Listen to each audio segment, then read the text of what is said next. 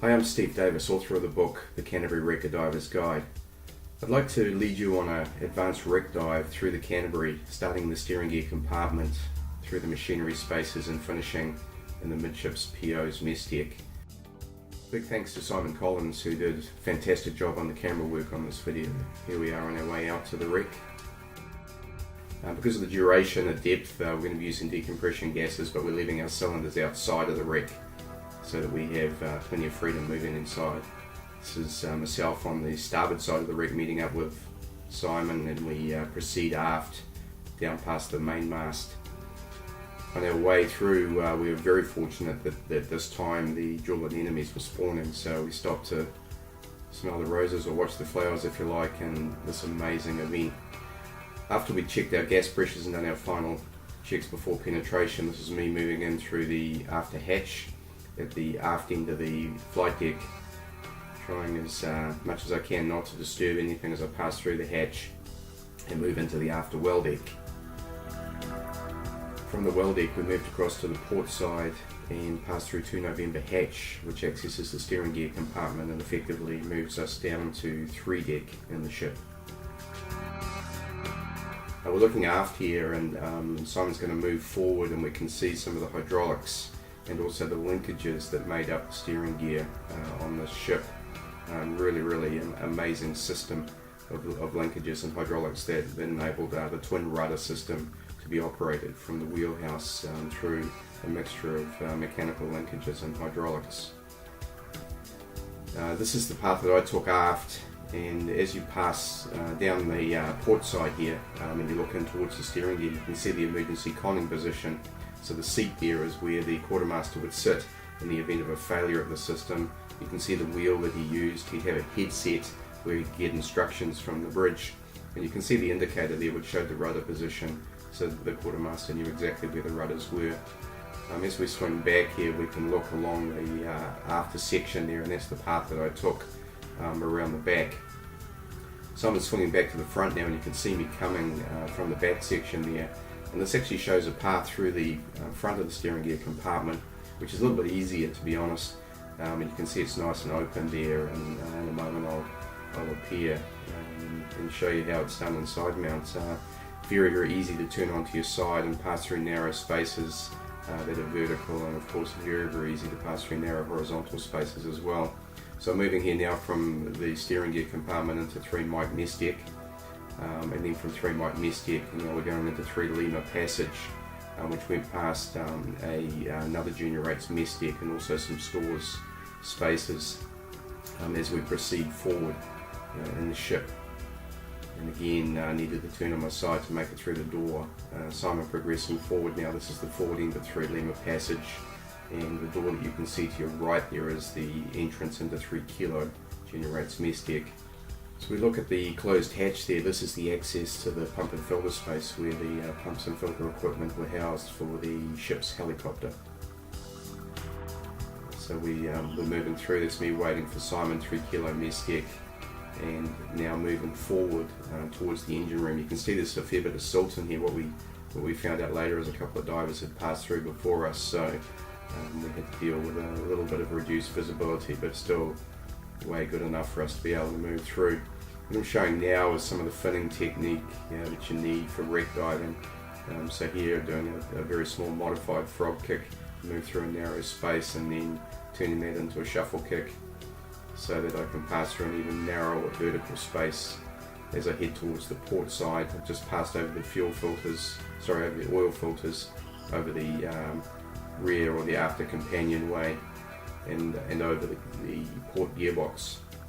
So I'm giving us a great view of the port gearbox. Now we're looking down at the 2 primary wheels and secondary pinions. And again, just to the right there is the space from the lower plates that I'll come up through a little later. Again, swinging through to the secondary pinions, you can see the bearings there that hold those, and also the secondary wheel that gave us the double reduction gearbox, reducing turbine speed down to propeller speed for the ship. Looking forward now, these are the primary wheels, and you saw the coupling to the main engine. Here I'm at the front, just outside the port side of the machinery control room, and passing across the front of the main engines and indicating to Simon that that's the route that we're going to take. We pre-arranged this before the dive. Again, shuffle kicking as we're going through a very, very narrow space here, and turning a little bit on my side to avoid impacting any of the equipment and machinery. And you can see across, so this is across the after side of the machinery control room.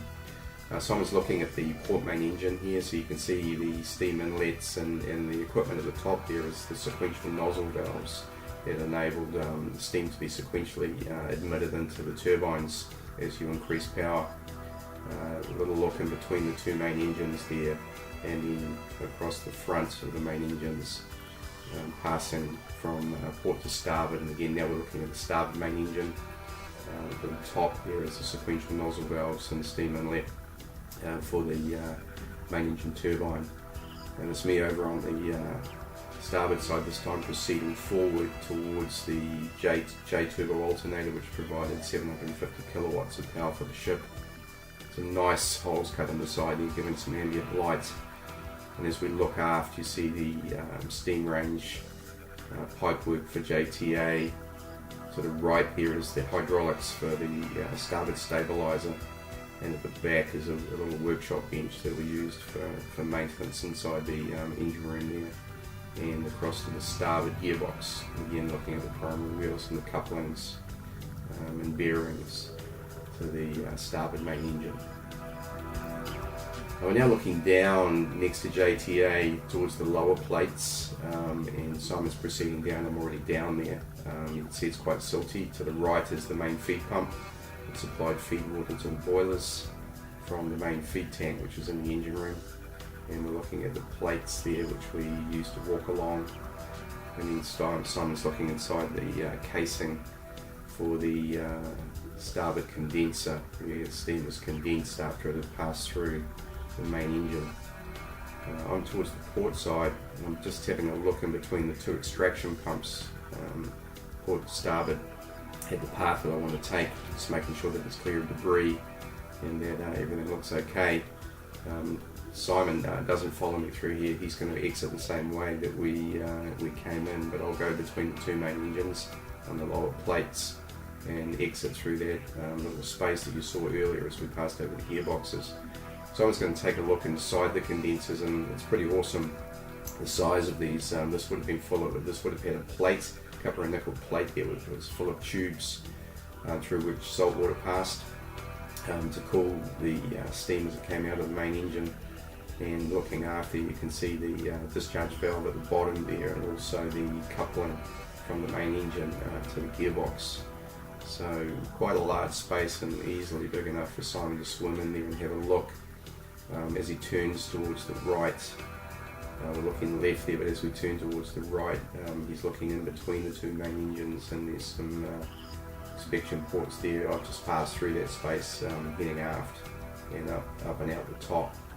And Simon's going to turn around in there, so that shows again how large that space is where the condenser was, and exit out through the way he came in.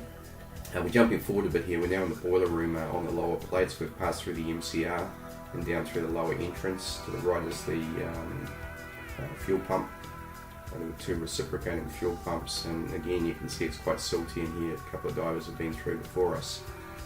We're looking over at the plates in front of the port boiler, and a fair bit of debris here. Now you can see a lot of the lagging has fallen down, and which used to be on the pipework. Looking towards the boiler console there, passing past Simon, past the port boiler front, and going around the side of the port boiler, trying to be careful not to move too much silt, but you can see I make a mistake here, and you see how easy it is to move silt if you fin too much. I should have really pulled myself through that corner. But as we pass down the side here, again a little bit of silt coming from on top of the pipework, it's unavoidable. But we're passing clearly down the side of the port boiler, and again I'm on my side to accommodate moving through this space, but very easy to do that. As we turn around the back of the port boiler, we can now see inside some of the inspection doors inside the furnace. This is where you'd look, and so these covers would come off, and we do inspections of the tubes that made up the boiler through the double casing there. So now moving up into the TV space. So between the centre of the two boilers at the boiler cathedral, you go directly vertically, and the exit is found above that. It's a little narrow. You can see there's some entanglement hazards there you need to be careful of. But this is into the TV studio. Now we're in 3 Golf Zulu spaces, which were mainly radar equipment compartments and communications equipment compartments. So, and reasonably, it's nice to look inside each of these and see what's in there. We're moving towards the hole that's been cut in the bulkhead. There actually wasn't a door there, it's a hole cut, and it takes us directly into the 3 Golf Alpha electronic spaces. To the right is the wheelhouse, and to the left again is the equipment spaces, gyro, compass, and so on. And now we've gone across to the port side and made our exit from the Pediosis Messdeck. So really nice dive. Due to the duration at well over 30 metres, we needed to decompress, so this is me doing a gas switch to some gas with a richer oxygen content, which helps our decompression. There's a distinct procedure we go through for this, making sure that we're breathing the right gas, and that our buddies checking us every step of the way, deploying the hose, making sure that it goes all that I know I'm on the right hose. You can see I've marked the second stage of the regulator with the maximum depth for that gas too, and again checking every step with my buddy before I change the gas on my computer as the final step. So really nice dive, and around as we'll show in a second, 75-minute run time. The maximum depth on this dive is around 36-37 metres, and of course we ran up a deco at the end of that, but plenty of time again to smell the flowers. I just want to make a point, this is an advanced dive, and so you should make sure that you're qualified and trained, and that you know that you've wrecked well. One way you can do that is, of course, look at the book that describes all of these routes. Hope you enjoyed it.